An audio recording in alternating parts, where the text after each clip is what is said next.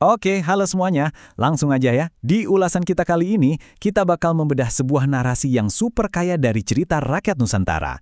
Kita bakal ngomongin soal mitologi, pengorbanan yang bener-bener luar biasa, dan gimana sebuah fenomena alam yang megah itu bisa dapat penjaga spiritualnya. Siap-siap deh, karena kita bakal lihat langsung gimana kisah Gunung Rinjani dan Dewi Anjani ini terbentuk dari rentetan drama sejarah yang epik banget. Nah, mari kita selami ini. Pertanyaan besarnya tuh gini.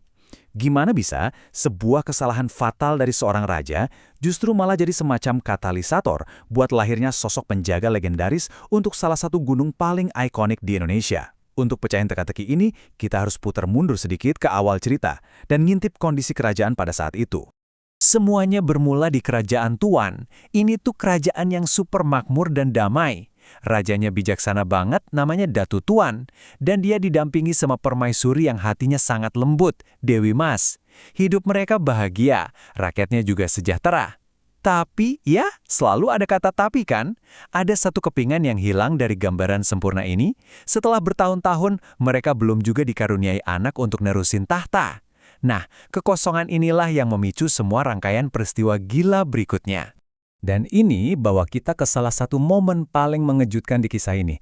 Dewi Mas dengan berat hati ngomong gini ke suaminya, "Jika demi masa depan kerajaan, aku rela Kamanda mempersunting wanita lain." Wow, ini bukan sekedar dialog biasa teman-teman. Ini adalah bukti nyata pengorbanan besar sang permaisuri agung. Dia benar-benar ikhlas neken egonya sendiri demi kelangsungan tahta. Keputusan ini nunjukin banget karakternya yang sama sekali nggak egois, yang nanti bakal terus diuji sepanjang cerita. Terus gimana kelanjutannya? Setelah Datu Tuan akhirnya ngambil istri kedua, namanya Sunggar Tutul, keajaiban malah datang. Dewi Mas akhirnya hamil.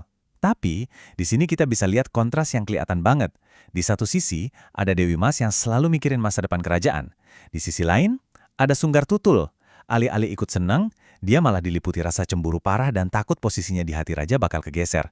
Ketakutan inilah yang bikin dia nekat memanipulasi Datu Tuan, nyebar fitnah soal keabsahan bayi yang lagi dikandung Dewi Mas. Dan kalian tahu, hasutan itu berhasil. Datu Tuan yang bimbang malah kemakan omongan istri keduanya. Ini nih yang memicu perjalanan tragis sang permaisuri. Diusir dari istananya sendiri oleh suami yang meragukannya, terus dia diasingkan ke sebuah gili atau pulau kecil yang benar-benar sunyi dan kosong. Coba deh bayangin, seorang permaisuri lagi hamil besar harus bertahan hidup sendirian di alam liar. Tapi untungnya, takdir berkehendak lain. Ada kapal yang kebetulan lewat, nyelamatin dia, dan bawa dia ke Pulau Bali buat mulai semuanya dari nol. Nah, pas di Pulau Bali inilah keajaiban yang sebenarnya kejadian. Ini bukan persalinan biasa ya. Dewi Mas melahirkan sepasang anak kembar. Yang laki-laki, Raden Nuna Putra Janjak, lahir bareng sebuah keris mistis. Terus saudara kembarnya, Dewi Anjani, lahir bawa busur dan anak panah magis. Benda-benda ini jelas bukan kebetulan doang. Kehadiran pusaka sejak mereka lahir itu ibarat sinyal kuat dari alam semesta kalau dua anak ini punya takdir yang sakral banget di masa depan. Seiring berjalannya waktu, anak-anak ini tumbuh jadi pemuda tangguh dan gadis yang anggun. Tapi, mereka sama sekali nggak tahu asal-usul asli mereka.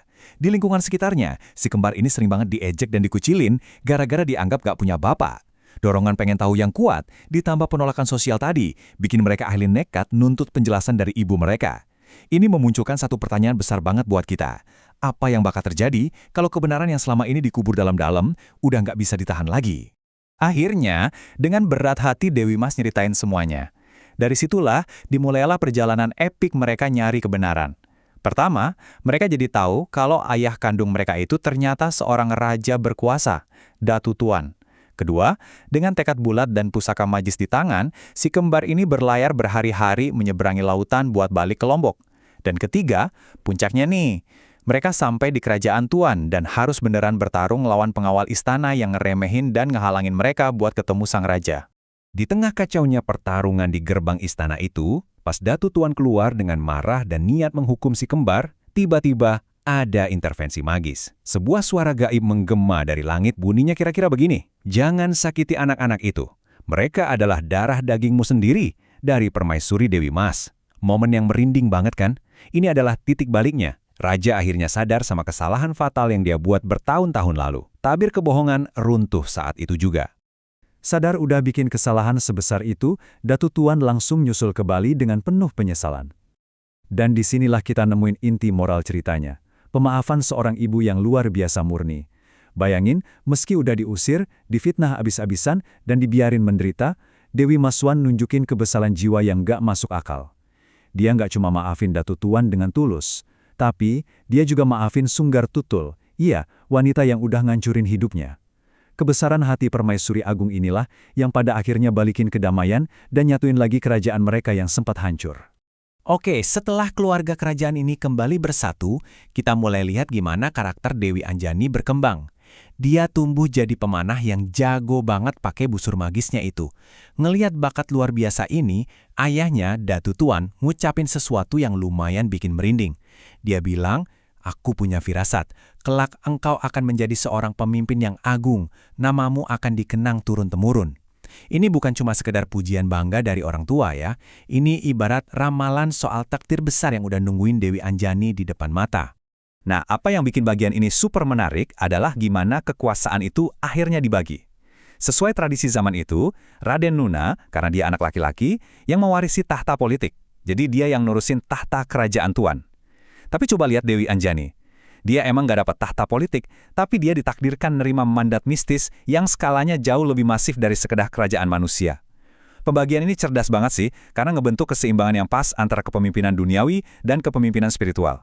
Dan sampailah kita pada momen penting, yaitu asal-usul satu gelar keramat yang melegenda. Sang ayah, Datu Tuan, menyerahkan mandat spiritual tertinggi ke Anjani. Katanya gini, "Aku mengamanahkan kepadamu untuk menjadi penjaga dan penguasa Gunung Samalas. Jagalah tempat itu dengan kebijaksanaanmu." Ini semacam penobatan spiritualnya ya. Dewi Anjani secara resmi dikasih tanggung jawab raksasa, dia bertransformasi dari sekedar putri kerajaan jadi entitas pelindung buat salah satu puncak tertinggi di Nusantara. Fakta ini juga langsung menjawab pertanyaan yang sering banget muncul. Mengapa Gunung Samalas menjadi Rinjani bagi Anjani? Mengapa perubahan nama itu terjadi? Ternyata perubahan nama itu bukan sekedar ganti label di peta teman-teman. Ini adalah inisiatif langsung dari masyarakat. Mereka ngelakuin itu sebagai bentuk penghormatan dan pengakuan terdalam atas dedikasi Putri Dewi Anjani. Jadi, nama Rinjani itu sendiri sebenarnya adalah monumen kultural yang ngiket identitas gunung tersebut secara abadi dengan sang putri penjaganya. Keren banget kan? Terus, di masa tuanya, Datu Tuan milih buat ninggalin semua kemewahan istana dan pindah nyepi ke gunung bareng Dewi Anjani buat lebih dekat sama sang pencipta. Sejak saat itulah, Dewi Anjani menetap dan resmi jadi penjaga abadi. Dia nggak pernah balik lagi ke kehidupan manusia pada umumnya. Sampai hari ini pun, masyarakat lokal percaya banget soal bagaimana Anjani menjaga Gunung Rinjani. Kehadirannya selalu dirasain sebagai entitas tak kasat mata yang terus merawat keseimbangan alam, mastiin gunungnya tetap jadi sumber kehidupan, dan pastinya ngawasin setiap langkah jiwa yang mendaki ke sana. Ini bawa kita ke satu pemikiran terakhir yang pengen saya titip buat kalian hari ini. Gimana mitos-mitos kuno kayak kisah Dewi Anjani ini bisa terus ngebentuk cara kita ngehargai alam di zaman modern. Kisah ini tuh jauh lebih dari sekedar dongeng sebelum tidur. Ini adalah bukti nyata gimana leluhur kita menanamkan nilai pemaafan yang luar biasa dan ngebungkus rasa hormat ke alam semesta pakai cerita yang penuh makna. Mulai sekarang, kalau kalian dengar kata Rinjani, kalian gak bakal cuma mikirin gunung berapi raksasa aja. Tapi kalian bakal ingat soal pengorbanan agung seorang ibu dan dedikasi abadi seorang putri. Makasih ya udah ngikutin pembedahan materi kita kali ini, dan teruslah cari tahu kebijaksanaan di balik setiap cerita.